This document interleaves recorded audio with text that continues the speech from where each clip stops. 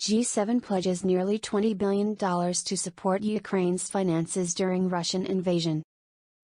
The finance ministers of Group of Seven, G7, nations have pledged $19.8 billion to support Ukraine's finances during Russia's invasion, a statement from the group said on Friday. In the statement, the G7, an organization of leaders from some of the world's largest economies, Canada, France, Germany, Italy, Japan, the United Kingdom and the US, said the funds will be used to help Ukraine close its financing gap and continue ensuring the delivery of basic services to the Ukrainian people. While also addressing Ukraine's humanitarian and other material needs, we recognize, in particular, Ukraine's urgent short-term financing needs, the statement said, adding that the proposed fund of $19.8 billion is in addition to recent announcements on further military and humanitarian support. We will continue to stand by Ukraine throughout this war and beyond and are prepared to do more as needed, the group said. It's mid-afternoon in Kyiv. Here's what you need to know. Russia's war on Ukraine has now entered its 13th week. In the otherwise Russian-occupied city of Mariupol, the final holdout of the Azovstal steel plant has become a strong symbol of Ukrainian resistance. Today, an order has been given to stop defending the city, according to the commander of the Azov regiment inside Azovstal. Meanwhile, there are many dead after a Russian missile strike near Chernihiv, in northern Ukraine, according to President Volodymyr Zelensky, who accused Russia of trying to kill as many Ukrainians as possible. Here are today's latest developments. Order given to stop defending Mariupol, the commander of the Azov regiment, Lieutenant Colonel Denis Prokopenko, issued a video message from inside Mariupol's Azovstal steel plant saying that the top military leadership had issued an order to preserve the garrison soldiers' life and health and stop defending the city. Russian Defense Minister Sergei Shoigu said almost 2,000 Ukrainian soldiers have surrendered from the plant. CNN cannot independently verify these figures. Donbas completely destroyed, Zelensky said. There are constant strikes on the Odessa region, on the cities of central Ukraine, and the Donbas is completely destroyed. In the Chernihiv region north of Kyiv on Thursday, Russian missiles hit the village of Desna, leaving many dead, Zelensky said. Desna is 40 miles from the border with Belarus. 12 dead in Luhansk. Ukrainian military officials say 12 people were killed in the eastern Luhansk region in the city of Severodonetsk, and 60 properties destroyed by Russian bombardments on Thursday. But they note that Russian forces do not appear to have made any headway on the main front lines in Luhansk and Donetsk in the past day. Russian soldiers' trial adjourned. The trial of 21-year-old Vadim Shishimarin was adjourned until Monday after a third day of hearings in his trial for war crimes. Shishimarin pleaded guilty Wednesday to shooting an unarmed 62-year-old civilian in Ukraine's Sumy region on the fourth day of the war, and said "I'm sorry and sincerely repent." Mammoth USAID bill. U.S. President Joe Biden will sign a $40 billion emergency aid package to Ukraine into law while he is in South Korea, an official says. The package was approved by the U.S. Senate on Thursday. The Biden administration also announced another $100 million security package for Ukraine. Food export crisis. Ukrainian Foreign Minister Dmytro Kuleba said he discussed ways to unblock Ukrainian food exports with his UK counterpart, Foreign Secretary Liz Truss. The blockade on Ukrainian exports was also discussed by Zelensky and UK Prime Minister Boris Johnson during a call Thursday. A failure to open closed ports in Ukraine to ship grain out will bring millions of people to the brink of starvation, according to the World Food Programme. Biden offers strong support for NATO bids. The leaders of Sweden and Finland met with Biden at the White House after they submitted their NATO membership applications on Wednesday. The Biden administration will submit reports to the U.S. Congress on the applications.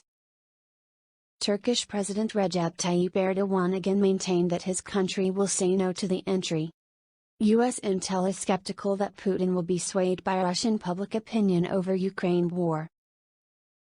U.S. intelligence officials are skeptical that any change in Russian public opinion against the Kremlin's war in Ukraine, even a dramatic one, would have any effect in persuading Russian President Vladimir Putin to end the conflict, according to multiple sources familiar with the latest intelligence.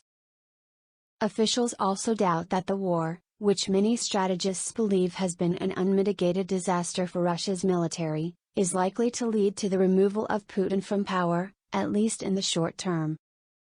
That assessment reflects the extent to which officials believe Putin has cemented his control over Russia during his more than 2 decades in power. Putin is intimately involved in the day-to-day management of the conflict, according to 3 sources familiar with U.S. and Western intelligence, who told CNN that Putin directly participates in decision-making that in most Western armies would be reserved for lower-ranking officers. He clearly is his own decision-maker. He doesn't seem to rely even on experts within the government or the cabinet very much, said a senior NATO official. Finnish gas firm Gasum says Russia will cut off natural gas supplies to Finland on Saturday. Finland's main gas company, Gasum, said on Friday that Russian gas supplies to Finland will be cut off on Saturday at 7 a.m. local time, midnight ET. Starting Saturday and during the upcoming summer season, Gasum will supply natural gas to its customers from other sources, the state-owned firm said in a press release. It is highly regrettable that natural gas supplies under our supply contract will now be halted, Gasum's CEO Mika Viljanen said, noting that the company has been carefully preparing for this situation. Viljanen went on to say that provided that there will be no disruptions in the gas transmission network, we will be able to supply all our customers with gas in the coming months. Gasum Vice President Olga Vazdanen told CNN on Friday that Finland is also receiving gas through its Baltic Connector pipeline via Estonia, but adding that the winter season will be challenging. On Tuesday, the gas firm said it would not pay for Russian gas in rubles or use Gazprom's proposed payment scheme for gas. In a statement, the company said negotiations over a long-term gas contract with Gazprom were in dispute, and it was taking Gazprom to arbitration to try and resolve the matter. Finland, along with Sweden, have submitted applications to become a part of NATO in response to Russia's war on Ukraine, which sparked security concerns across the region. Russia's foreign ministry has warned that Russia will be forced to take retaliatory steps, both of a military, technical and other nature if Finland and Sweden join the alliance. Finland shares an 800-mile-long border with Russia. Russia last week cut off electricity to Finland. An order has been given to stop defending Mariupol, says commander at Azovstal steel plant. The commander of the Azov regiment, Lieutenant Colonel Denis Prokopenko, has issued a short video message from inside the Azovstal steel plant in Mariupol. Prokopenko said that the top military leadership had issued an order to preserve the garrison soldiers' life and health and stop defending the city. The message implies that those remaining at Azovstal are planning to leave the plant in the near future. There are thought to be several hundred fighters left inside the sprawling complex. Azovstal was the last holdout in otherwise Russian-occupied Mariupol and became a symbol of Ukrainian resistance under relentless Russian bombardment.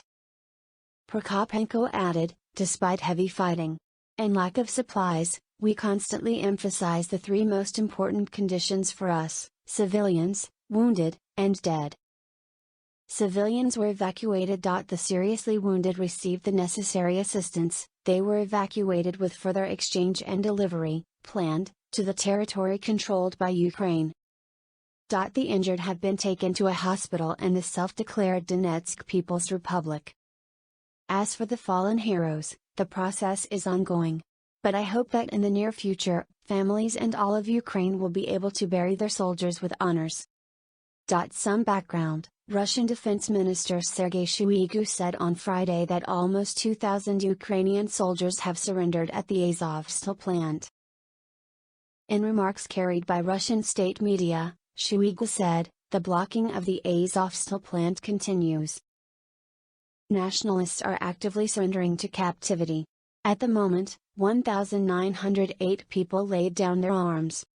CNN cannot independently verify these figures. UK intelligence believes Russia has fired senior commanders who performed poorly. Russia has fired senior commanders who were considered to have performed poorly during the initial stages of the Ukraine invasion, an intelligence update by the UK Ministry of Defence, MOD, said on Thursday. Lieutenant General Serhiy Kizil, who commanded the elite 1st Guards Tank Army, has been suspended for his failure to capture Kharkiv, the MOD said on Twitter. Vice Admiral Igor Ospipov, who commanded Russia's Black Sea Fleet, has also likely been suspended following the sinking of the cruiser Moskva in April. Russian Chief of General Staff Valery Gerasimov likely remains in his post, but it's unclear whether he retains the confidence of President Vladimir Putin, the statement continued. The British intelligence update also said that a culture of cover-ups and scapegoating is probably prevalent within the Russian military and security system. Many officials involved in the invasion of Ukraine will likely be increasingly distracted by efforts to avoid personal culpability for Russia's operational setbacks, the statement said. This will likely place further strain on Russia's centralized model of command and control, as officers increasingly seek to defer key decisions to their superiors, it added. Nearly 2,000 Ukrainian soldiers have surrendered at Azovstal, says Russian Defense Minister. Russian Defense Minister Sergei Shoigu has said that almost 2,000 Ukrainian soldiers have surrendered at the Azovstal plant in Mariupol. In remarks carried by Russian state media Friday, Shoigu said, "The blocking of the Azovstal plant continues. Nationalists are actively surrendering to captivity. At the moment, 1,908 people laid down their arms." CNN cannot independently verify these figures. Azovstal was the last holdout in otherwise Russian-occupied Mariupol and become a symbol of Ukrainian resistance under relentless Russian bombardment. The previous figure given by the Russian Defense Ministry Thursday was 1,730 Ukrainian soldiers. However, there has been no evidence of more people leaving the plant since Thursday. Shoigu also said that 177 civilians had been evacuated from the plant, but he appears to have been talking about the total that emerged last week. Everyone was provided with qualified medical and psychological assistance, Shoigu said. "I vouch that the Russian armed forces are doing everything to prevent deaths among the civilian population."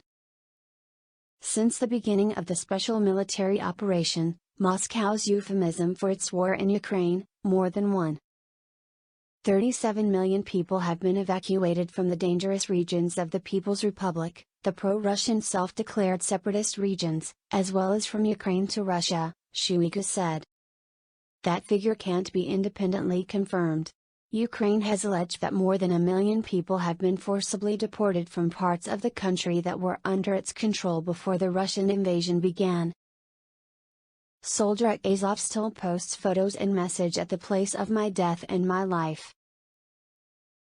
One of the Azov Regiment troops still inside the Azovstal steelworks in Mariupol has posted photographs on social media networks, with the message, "That's it. Thank you for the shelter, Azovstal. The place of my death and my life." The soldier, Dmytro Kozatsky, Orist, posted the photographs early Friday. He later commented, "By the way, while I am in captivity, I will leave you photos in the best quality, send them to all journalistic awards and photo contests. If I win something, after the release it will be very nice. Thank you all for your support. See you." Azovstal, in the besieged city of Mariupol, was the last holdout in a city that had become a symbol of Ukrainian resistance under relentless Russian bombardment. Earlier this week, the Ukrainian military said the country's forces had completed their combat mission in Mariupol, according to a statement by the country's military, bringing the months-long battle for the city close to an end. There are still thought to be hundreds of soldiers at Azovstal, but it's unclear whether or when they will leave the plant and what negotiations may be going on between Ukraine and Russia and international organizations. Russian authorities say that 1,730 of the troops that were defending Azovstal have left the plant and are either in detention or hospital in the self-declared Donetsk People's Republic, DPR. The DPR's leader, Denis Pushilin, said Thursday that those still in the steel plant included Azov regiment commanders. Russian soldiers' war crime trial in Kyiv adjourned until Monday. The war crimes trial of a 21-year-old Russian soldier in Ukraine has been adjourned until Monday.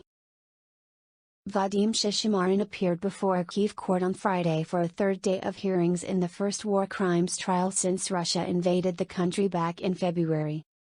"I'm sorry and sincerely repent. I was nervous the moment it happened. I didn't want to kill.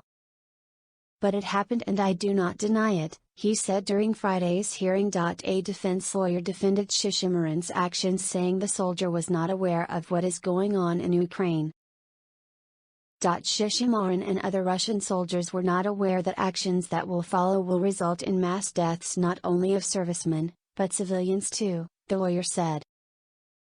Shishimarin was in a state of stress caused by the combat situation and the pressure from his commander.